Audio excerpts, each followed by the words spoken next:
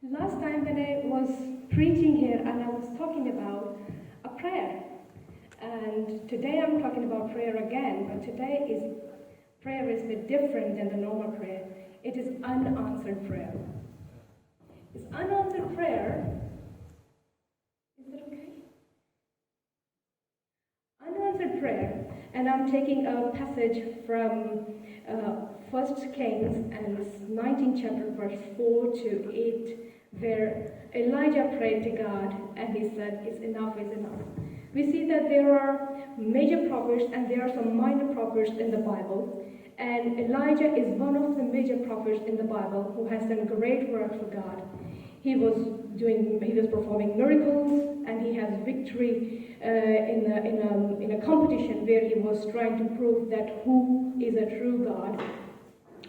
And then we saw that he was doing amazing things, and then he escaped from the situation because the Baal's worshippers were killed by Elijah, and he escaped from the situation, and he was hiding because he was afraid to lose his life, as Queen Jezebel promised that he will be killed by tomorrow because Elijah killed all the prophets in the competition where they were just trying to prove who has a true God.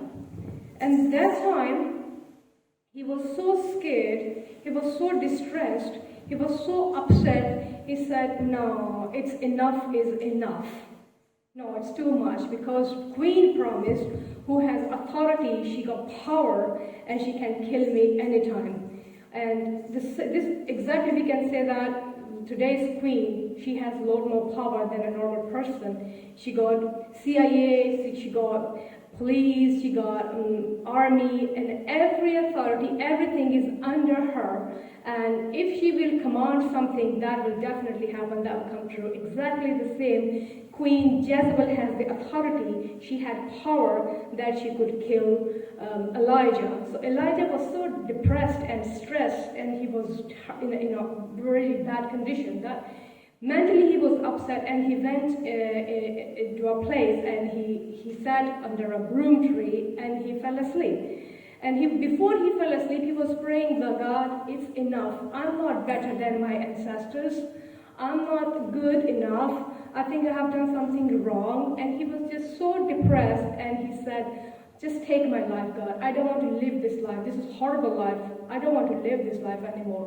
Just take my life and let me get free from this problem and the situation." He was trying to escape from the situation he had at that moment.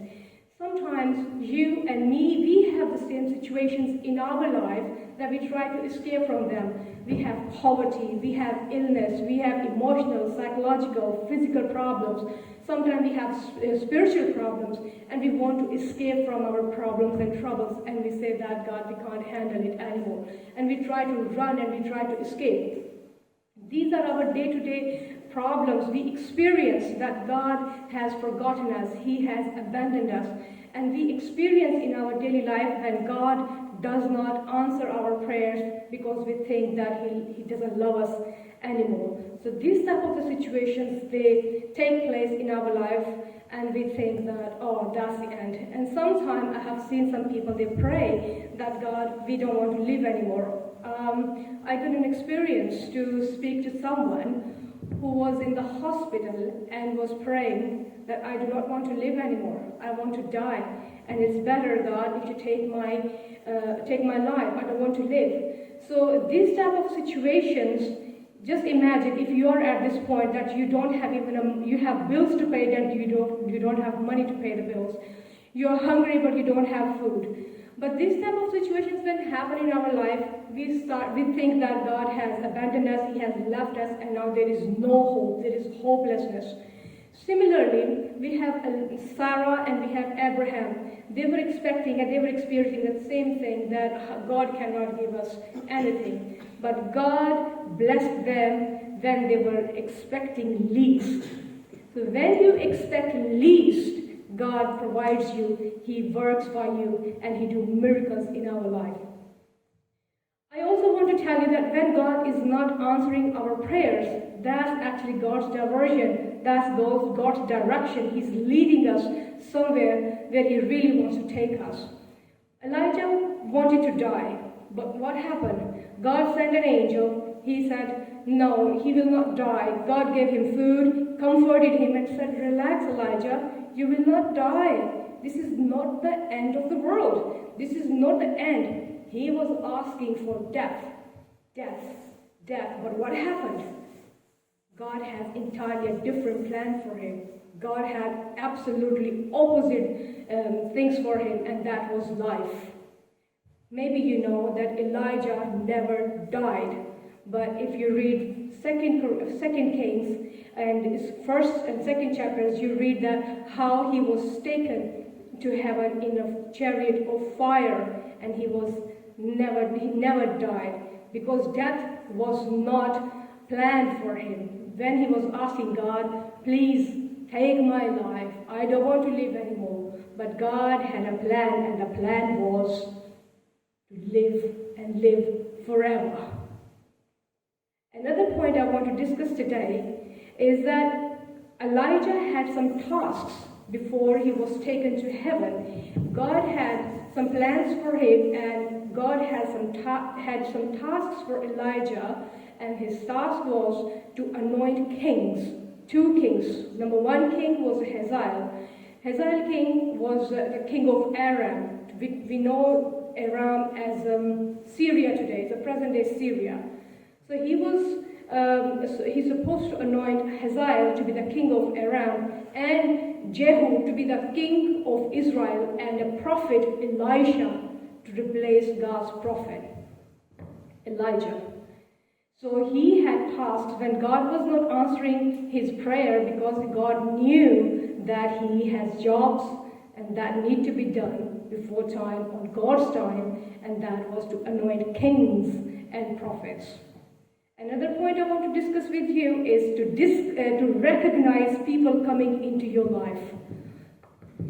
And that's when Elijah was sleeping. You see that angel came to him and spoke to him, Elijah, wake up and eat. In some translation it says that he ate stone-baked bread, and other things that he ate a stone-baked cake.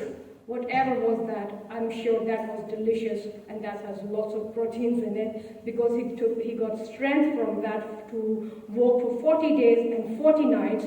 And after that travel, 40 days and 40 nights, we see after Elijah there was Jesus, who was in the wilderness for 40 days and 40 nights. So Elijah over there, he recognized God's people, God's angel, God's messenger, because he was distressed, and still God was taking care of him. He provided him food and he provided him drink. Eat it and drink it, because you have a long journey ahead. When we are in troubles, when we are in problems, we always forget that God has a plan for us. God definitely sends people into our lives, those comfort us, those who help us, those who lift us up, and that's God's plan. I know one person, I read a story actually, and the person said that God, when I walk on the seaside, on the beach, I see 2 footprints, one for me and God, and the other one is yours. But when I was in trouble, there were only one person's footsteps. God, I was in trouble, I was in problem, and you left me. Then God answered that person, and he said, no, I didn't leave you. Actually, those footprints were mine, and I was carrying you in my hands, in my arms, and I was walking. And this is how that we realize. Sometimes we don't realize that God is working in our lives through other people. And this is how we understand God's will. Another point is, when we are in trouble, when we are in problem, we draw closer to God. In Asia, there's a country called Japan or China, some sort of country, I'm not sure. But if the crockery that is broken, they fill it or they fix it with gold to make it more beautiful. And I don't know why. I believe that God loves broken things. When we are broken, when we submit ourselves to God, God uses us perfectly.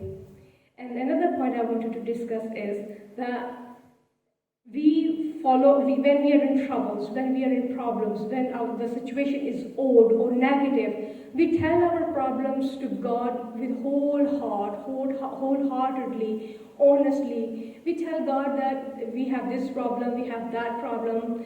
So, but when it comes to follow God, we do not follow Him.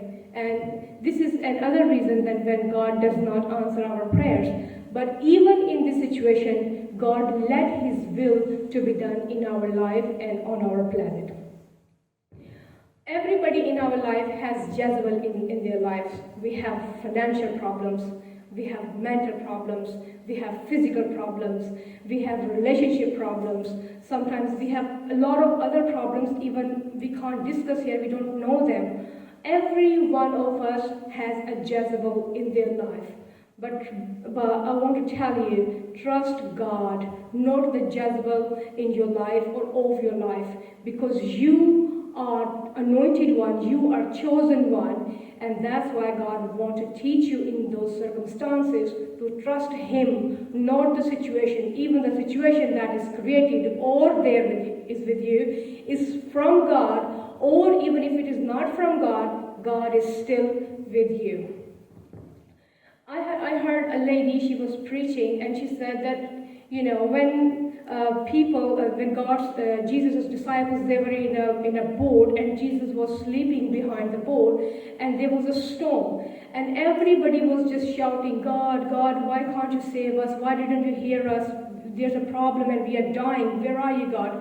So Jesus woke up, somebody woke Jesus up. Jesus woke up and he he stopped storms and everything and calmed them down. The lady asked, after telling all this story, lady told that it does not mean that if we are walking in God that we will not have problems, we will not have troubles, but it means that even our troubles and in our problems, our God is with us. And then I want to tell you that never get scared of the situation. If you are in a trouble or in a problem, never get scared. Always trust God that even from that problem, God's will be done in our life. Jesus was praying, he said, oh Lord, oh God, why you have forsaken me, why you have left me. He was dying on the cross. But yet we see earlier in the reading, the gospel reading, we see that he prayed and he said that, no God, it's not my will, it's your will. It should be done, not my will shouldn't be done. So similarly, you and me, if we have problems, if our prayers are unanswered, that you should know that there is God's hidden plan for you. He wants His will to be done. Sometimes we become rebels, we ignore God, we think that God does not have interest in us anymore. But remember, the situation is made for you, and you are the one who will overcome through God's power. So when Elijah left everything, remember the people behind him, they were working. Elisha, he anointed Elisha and he became the prophet. He replaced Elijah and he became a prophet. So if you have any sort of problems in your life, if you think that your prayers are not answered, just know that God is still there for you and He loves you so much. Thank you very much. God bless you.